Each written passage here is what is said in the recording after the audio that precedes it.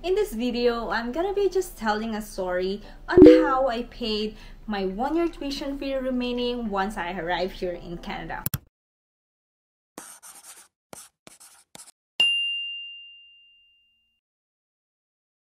Just so you know, with my story, I have paid my 1-year tuition fee. I also have a GIC here in Canada. However, I did not use that GIC because I need to send it back to my brother who really owns that money. I arrived in September 2019, and since I paid my 1-year tuition fee, my fall and winter semester have already been paid. Now my problem is my 2 remaining semesters, which is another fall and another winter, and I only have 4 months or 3 months basically to gain all the money that I needed to pay my 1-year remaining tuition fee. Why do I need to save all the 1-year tuition fee instead of just 1 semester? Because there is no break or long break in between the fall semester and winter semester. We only have a break of the December, which is around 2 or 3 weeks, and I cannot gain $5,000 in just 3 weeks. I have told myself that in the span of 3 months, I will need to have $10,000 for my 1-year remaining tuition fee. And yes, it's really difficult, and this story might be different if you are going into a different college or a more expensive college, because at that time when I arrived here, it's only around $10,000 to $11,000, and I know some other colleges you need to pay around $17 per year, and that is kind of difficult to save. So, to start, I have finished my 2nd semester, which is winter, at around April or end of April, and I didn't get immediately jobs for that because I only have my 1 job. And I did do some techniques on which I'm gonna tell you as well in this video. In my 20 hours a week during my 1st and 2nd semester, I did 2 jobs to complete the 20 hours rather than just working 1 job. So that means I work 4 hours at 1 store in which is really flexible, and I work 16 hours on another store in which is an industry that is not so flexible. So for my suggestion, look for one industry in which you can get at least 16 hours, and look for another industry in which would allow you to give a flexible hours of at least 4 hours. And I'll tell you the reason why. The reason is that because once I'm a full-time, I can work full-time or at least 25 hours in this other industry, and I can work another extra hours, which is around 20 or 40 hours in this another industry.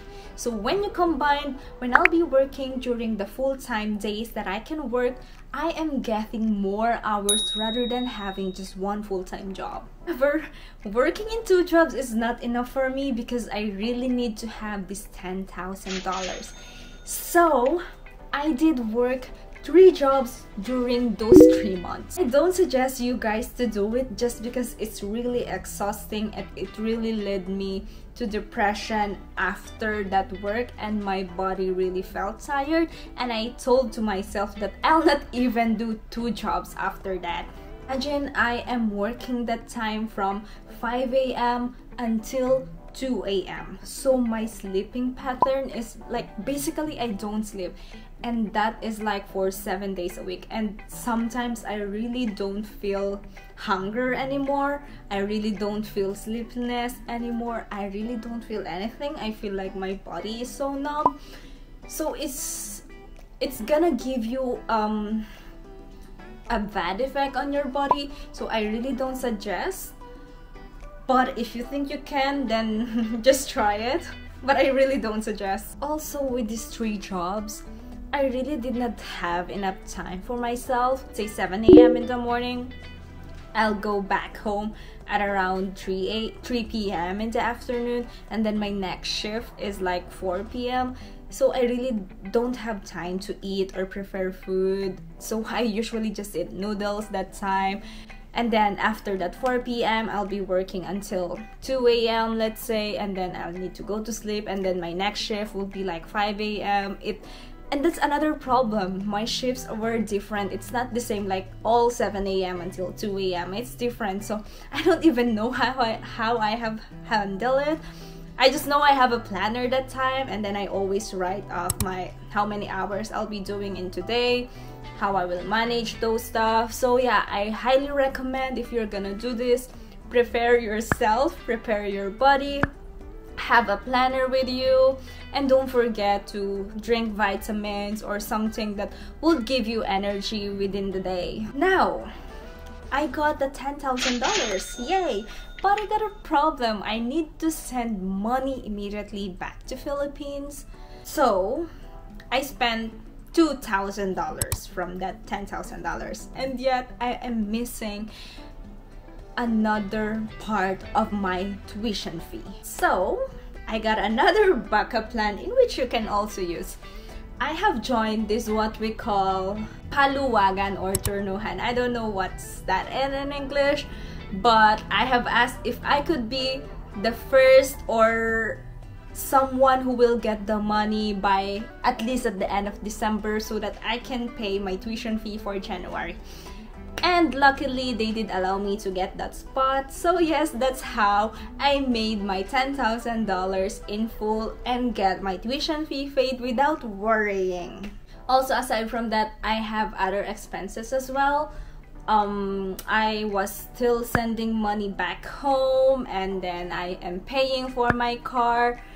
And yeah, that's just me, because I really wanted to have my own car. But if you think you can settle first without having your own car, you can just do transit or walk. But here in the northern part, that's really difficult, so you really need to have your own car. There's a lot of techniques and I don't know, backup plans that I have been doing since I arrived here. And if you wanted to learn about it, you can just email me and I will be happy to tell you my story. And also, just so you know, my job before is just the regular 15 per hour, and now I could say that it have doubled, and I am just a recent graduate. Only shows that yes, everything is possible. So if you also wanted to come here, you can email me. I do offer free services for getting letter of acceptance, and I also do have an affordable service to help you, guide you on how you can find the proper college, a proper program, and basically become a student here in Canada. My email is in the description box below, and I will be happy to talk to you in the future. And that's it for today, and I'll see you on my next vlog. Bye!